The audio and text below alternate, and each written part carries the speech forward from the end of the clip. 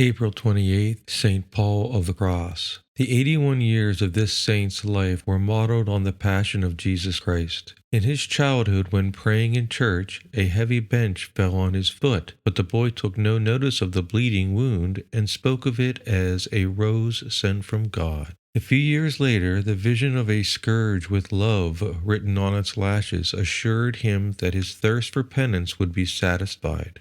In the hope of dying for the faith, he enlisted in a crusade against the Turks. But a voice from the tabernacle warned him that he was to serve Christ alone and that he should found a congregation in his honor. At the command of his bishop, he began while a layman to preach the Passion, and a series of crosses tried the reality of his vocation. All of his first companions, save his brother, deserted him. The sovereign pontiff refused him an audience, and it was only after a delay of 17 years that the papal approbation was obtained and the first house of the Passionists was opened in Monte Argentario, the spot which Our Lady had pointed out.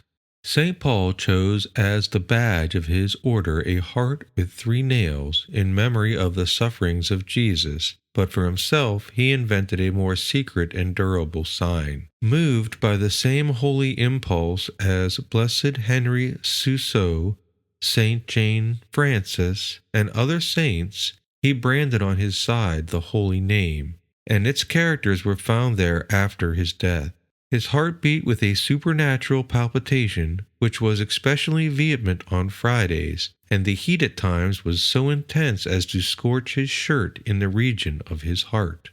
Through 50 years of incessant bodily pain, and amidst all his trials, Paul read the love of Jesus everywhere, and would cry out to the flowers and grass, "Oh, be quiet, as if they were reproaching him with ingratitude. He died whilst the Passion was being read to him, and so passed with Jesus from the cross to glory.